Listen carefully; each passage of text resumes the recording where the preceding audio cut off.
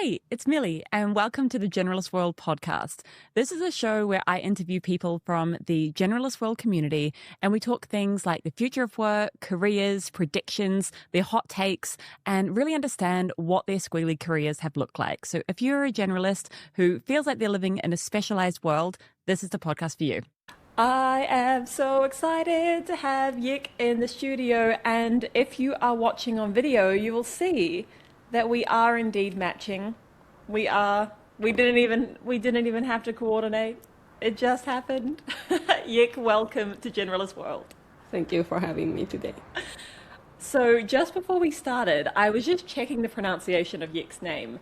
And Yik, can you repeat what your name means? Because it is so beautiful. In Thailand, Yuk is kind of a movement that you are non-stop moving. And I got this name when I'm with my mom bellies. I'm moving too much. And then she said, okay, you got this name. I love it. And maybe that's a great segue into, can you give us a picture of what your career has looked like, the kind of work that you've done? Give the people a bit of a flavor. So I would say I start my first career since I was 6 or 7. My mom put me on different things. She want me to try everything, so I learned ballet, gymnastics, pianos, taekwondos, arts, maths, English, and everything. So that it starts since I was young, thanks to my mom. So yeah, I have a squeaky part since then. So like I have a show on my ballet suit on everything since I was young. Then the first gigs I got like a math teacher when I was in high school. I teach to the elementary school. Then I decided I want to study language. I love language. And then my mom said, yeah, that doesn't make any money. So go to engineering school. I said, okay, you design my bachelor, but my master I choose myself. So I happened, okay, I go into engineering school, study information communication, and then I kind of sneaky around because in the school, they have this project management class, and then they have the entrepreneurship class. So I said, okay, entrepreneurship class, I can learn with the professor from Japan. Then let's try it. It's kind of like 2010 or something. Then that time internet was not this great. And then I was in an online conference room and we have to learn via the satellite system. And then Zoom does not exist at that time. So it's like, okay, I will want to go to Japan. And then I told my professor, hey, you have any scholarship for me? I want to support your research. Can I go to Japan? And then he said yes. Then after that, I went to Japan for 6 years. I do everything, whatever he bring me. And it's from like managing business plan contest.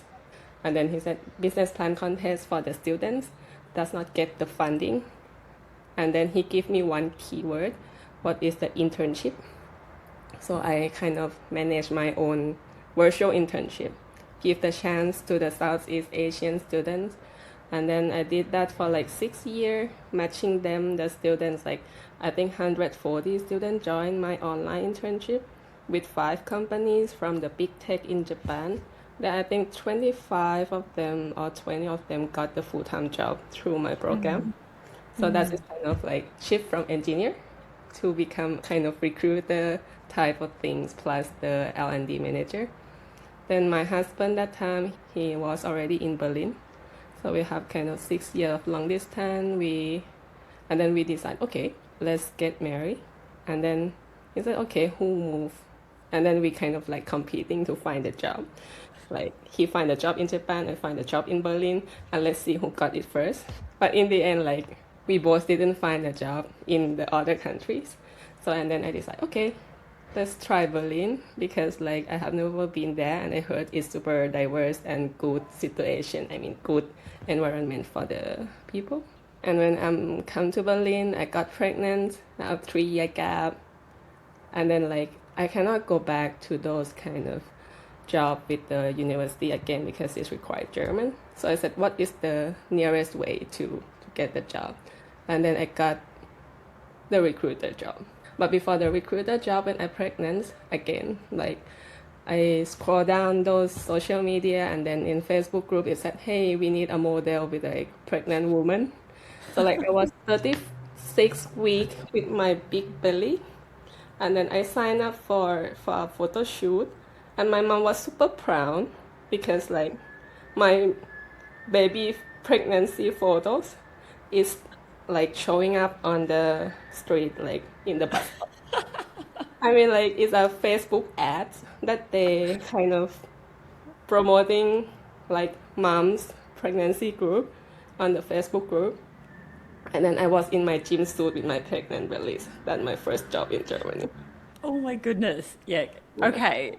I'm seeing some themes. I'm seeing some patterns. The first is like moving. Well, literally your name, so this is making sense, but I'm wondering with all of these shifts across the globe, it's not like you're even just shifting to somewhere that speaks the same language. You're actually shifting to like a massively different culture, completely different language. How do you do that? What if someone is listening to this thinking, "Gosh, that sounds so exciting. I want to do that." What Yeah. would you say to them? I would say try it all. I mean, nothing right, nothing wrong. I think it's fun. I mean, different language, different culture, that's always fascinating me. And have you experienced any culture shock as you've been going between these places? I mean, I was diagnosed as a adjustment disorder, Ah, kind okay. of my depression because I have postpartum, and then I Uh-huh. kind of try to identify myself, what's wrong with me, what's happened here in my head. So like, yeah, that is the word that my therapist told me. But in Hmm. the end, I think it's not only culture shock. I have a reverse culture shock because like Thailand is super like Asian, we are context based, and German is very direct. So I always like always in between. Like Mm. when I'm in Japan, my business partner say, "Hey, you are too aggressive."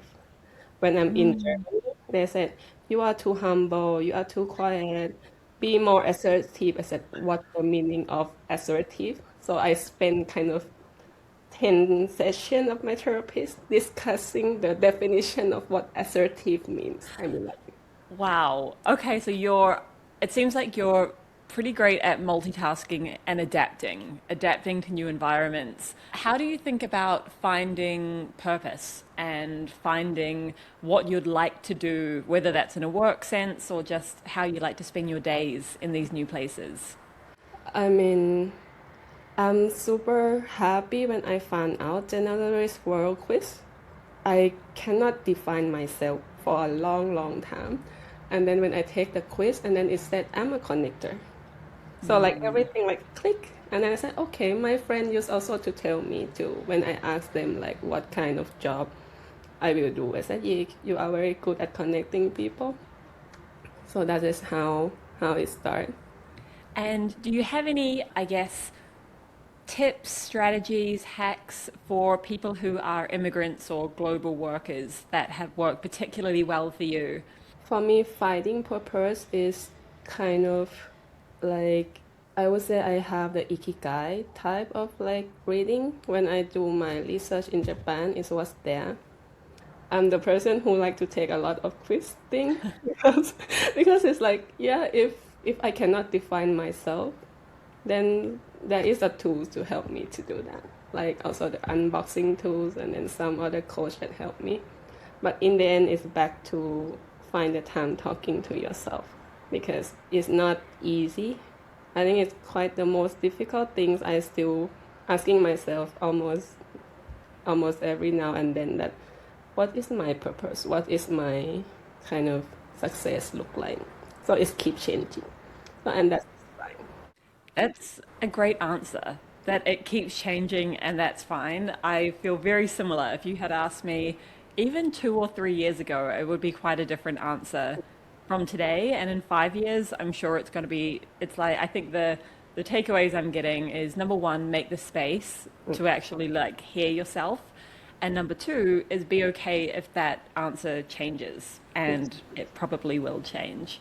Yeah, I mean, the most difficult part is the starting point because you will have 10 things you want to do and it's got all similar priorities, similar things, and if you do this, you will lose that. And then I think it's also give yourself time and space, not only choose the right thing for you, but also letting something go. How do you advise people do that? I think that's a big struggle of the generalist, right? Where we're like, we can do everything. We want to do everything. Is there, I mean, anything that's worked for you in learning how to let things go and say no? Yeah, that's need a lot of time and space. And then, yeah, for me, I like the quote and said, yeah, you can do like anything, literally anything, but not everything. In the Hmm. end, even you are not choosing, that is already your decision. Yeah, so true. And every time you're saying yes to something, you're actually saying no to other things. Yeah, So, I think it's like if it's make it more fun. I learned from some friends. They said like it's like you choose the ice cream. It's like mm. 10 flavors on there. Yeah. You cannot eat 10 scoop of ice every day. So you make decision every day is 10 times or more than that a day anyway. So Yeah, I love that. And it's kind of, I think it can be helpful to put the mm, power back into to realize that that choice in itself is such a privilege yeah, where it's like, oh, I get to choose what ice cream I'm going to eat yeah, today. And of course, because I'm not going to have all 10. And how lucky are we that we get that choice? and if it's like long term 12 months is too long, if you have not done that before, try 3 months.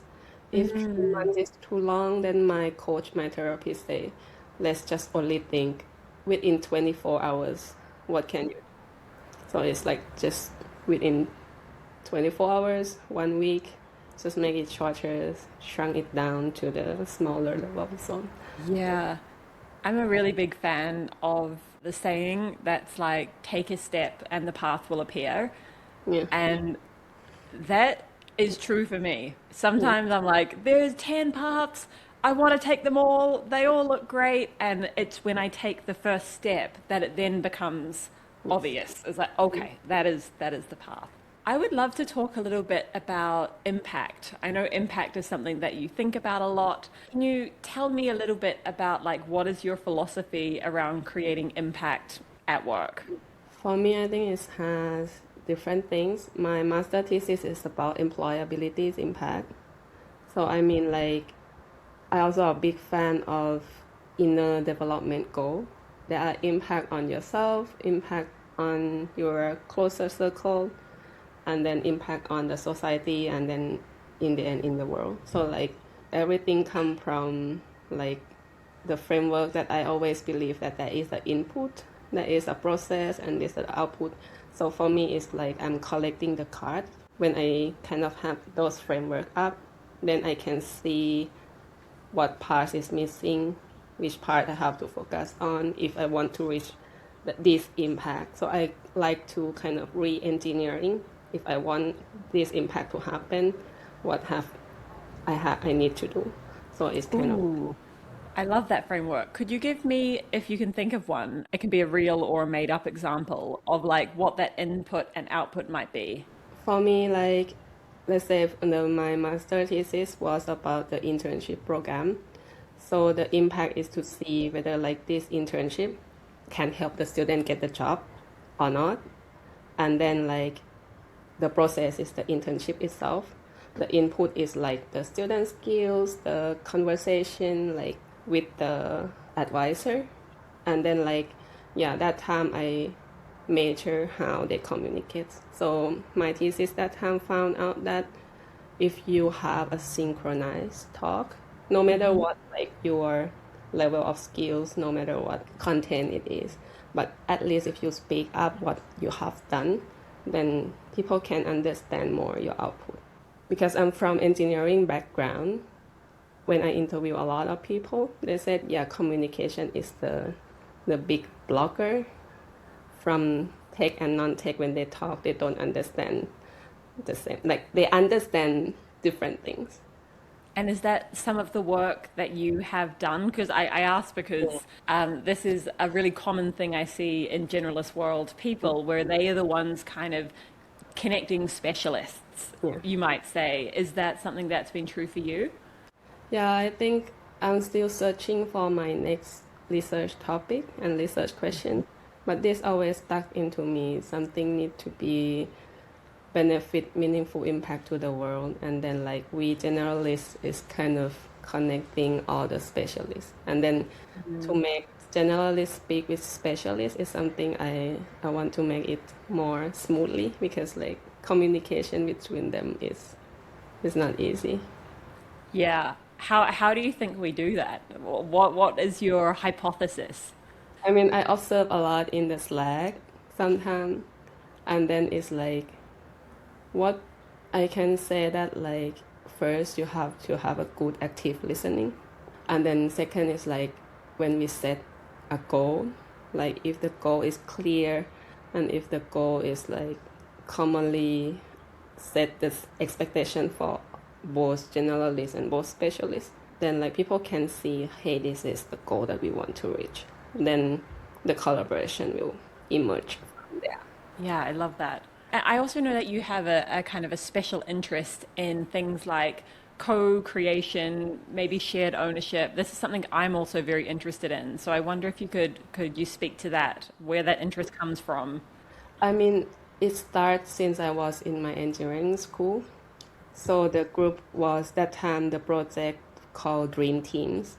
So I was kind of student leader who kind of matching and taking care of the group of Japanese and Thai students. We are kind of mixed team of like 5 or 10 teams something. Then that time we co-create the business plan, and then we submit that to the school on Internet Asia. That is the starting point. And then it's funny enough that 15 years after that, I'm in Germany, in Berlin. And then there is a co-creation lab, a community of like designers, coach, and kind of freelancer here in Berlin. So they organize events that have academy teaching on change management, design thinking. So it's mean like even we are in different part of the world, like Asian and Berlin, and then like we kind of doing these similar things, like co-creating things, collaboration. And before that, like when I was in a corporate life in Japan, they also have like we call it co-growth that time. So when a Japanese company bought like Paris-based startup, there are like 20 of people in Paris office. Then I have like raised my hand to say, hey, I want to go to France. I want to go to Paris like 2 months to learn what French team doing. So that's another co-growth, co-creation concept. So I love that. And it all ties together. None of this is separate. That you are, how many languages do you speak? four. Four. What are they? Thai, my native, and then English, my mom put me to learn since I was 3. Actually, 5. Yeah, my mom put me to learn Chinese. Then it's no offense, like Chinese is a great language. But personally, like, okay, let's try Japanese. Then because my husband is in Germany, and then I want to get a German passport, then I took the German. But Wow. yeah, Amazing. So five languages. Yeah, and I feel like, as I was saying, none of this is separate, that you've lived in a bunch of different countries, traveling and moving, whether that's across country or across jobs or across industries. This is kind of the pattern. I wonder if you could give Yik, like 10 years ago, knowing what you know now, some yeah. advice Mm. or a bit of a heads up. What would you go back and tell her? I would say I would not change anything. I mean, like, I would say, one thing maybe. Just try. I mean, I always have the motto of like the Nike quote, like, just do it. Because, like, even I have this multitasking, I always do things last minute. I mean, if it doesn't have deadline, I will procrastinating it until one point, until like I have the agency to do. So, like, I would say, like, don't wait for external confirmation. I mean, trusting in yourself. And this is a weird question, but I'm going to try. So that would be the advice to the past you. What would be the advice to the future you? Does that make sense? In like 10 years' time, if you could give Yik a message for 2036, what might that message be? I would say that the future me. Yeah, I have this in mind all the time, like my professor and everything, like the external affirmation is something still there because like in Asian country the title means a lot of things. Because now I don't have PhD and it's on my list. I would say that again, no matter what like PhD I have or not, then enjoy doing whatever I want to do and take more risks. I would say I take more risks. Yeah. Ooh, I love it. I Yeah. love it. And thank you for playing with that question with me. I know it's a bit of an odd one. Is there anything that I haven't asked you that you really would like to talk about while you've got everyone listening in? I would say the part that I'm also leaving Germany soon in 2-3 months. I'm not sure when this will be out, but around end of August, my plan is going back to Japan. I kind of still have the attachment on building community here in Berlin. So there are a lot of great people here. I still want to collaborate and co-create in things. So yeah, if anyone want to do something together online or offline, then please contact me. Yeah, I love that. And we will have all of the ways to contact you in the show notes so people can get in touch. Yik, this has been super inspiring. I think you're amazing and courageous for taking these big leaps across the world and learning so many languages. I am so impressed. Thank you for coming on the podcast and thank you for being a part of GW. Thank you for having me.